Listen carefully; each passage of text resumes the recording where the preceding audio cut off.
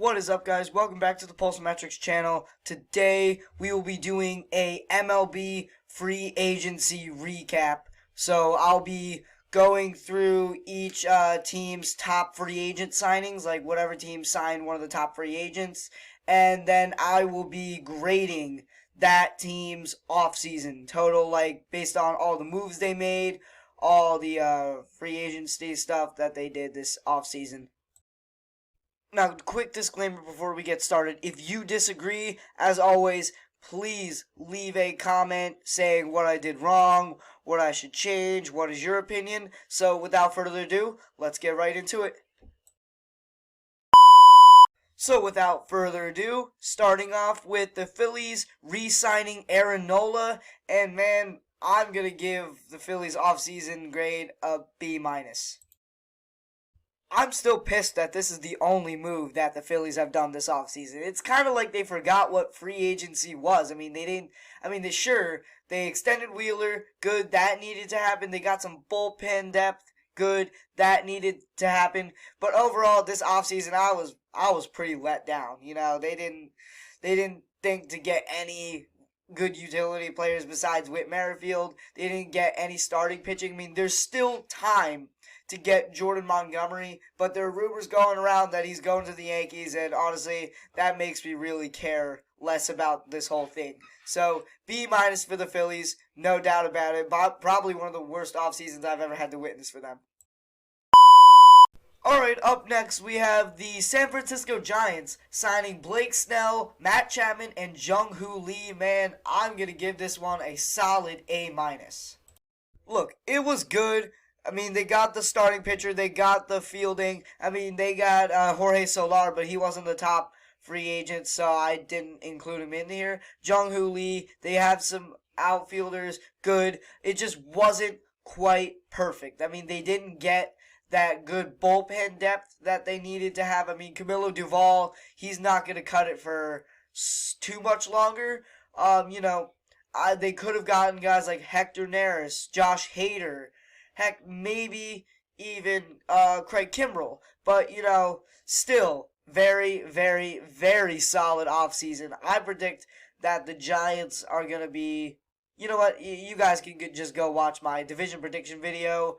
I'll leave the link in the description below if you guys really want to see it. So, yeah, A- grade, done. Alright, moving on to the Arizona Cardinals signing Sonny Gray from the Minnesota Twins, and I'm going to give this a B+. Look, most of you may be shocked that I'm putting it this high, but the thing is that, this was the move that they mainly needed. They needed pitching, and because they mainly needed that pitching and they got it, then yeah, I grade them pretty high because that's how much they improved their team by just adding this one top 10 pitcher, B+. Obviously they didn't do much else, so that's why I'm ranking them in the B's. But overall, really solid move by the Arizona Cardinals. I'm really excited to see what they do with Sonny Gray this season. So yeah, B+ for sure. Next up, we have JD Martinez. This is the most recent one. JD Martinez signing with the New York Mets. And overall, the Mets offseason, I'm going to give a solid B+ as well. Look, the reason I rank these guys so high is because, this isn't really the only move that they did. They had some pitching. They got a lot of good pitchers, and that needed to happen good because Kodai Senga can't really be the number one guy forever. But JD Martinez, what he did last year was really, really, really insane. So yeah, overall, really going to help their batting order. The Mets, besides Pete Alonso and Francisco Lindor, the Mets are really running out of options here because Francisco Lindor, he's getting older. Pete Alonso is still young, but, he's getting worse and worse by the year, so they need a guy that's really going to step up, and JD Martinez, at least what they're hoping for, JD Martinez is going to be that guy to step up. So yeah, really great signing. Overall, B+ for sure for the Mets. Alright, next up we have the Chicago Cubs re-signing Cody Bellinger, and the Cubs offseason I'm going to give a solid B-. Look, they re-signed their best player. I get that. That is good. That needs to happen. But overall, I mean, like the Phillies, pretty lousy offseason. I mean, they didn't really do much besides this. I mean, I get it. Cody Bellinger is your best player, but you need to, like, you need to stay consistent. I don't think they got one good pitcher besides Hector Neris. I mean, yeah, that's really going to help their bullpen, but besides that, I mean, there's not really much to say about the Cubs offseason. B-, I feel like is very fair, but as always, let me know what you guys think. Alright, up next, we have Josh Hader agreeing to terms with the Houston Astros, and man, I'm going to give this, honestly, a solid B+ for the Houston Astros offseason. Look, when it comes to the Astros, you look at their roster and you're like, you guys are all set. So yeah, that's why I'm giving them the high grade that they deserve. Josh Hader, obviously one of the top relievers in the entire league. Josh Hader, he's been that way for a while now. This is really going to help the Astros bullpen.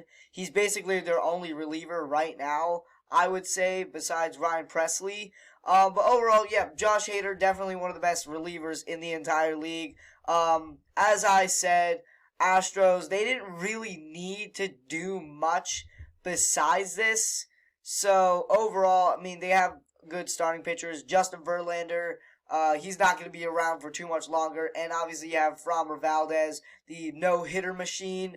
So, yeah, B+, Houston Astros, done.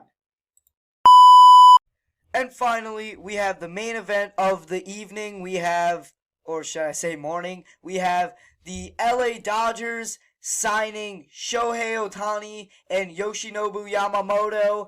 And I'm going to give this the only A+ of the day for the LA Dodgers.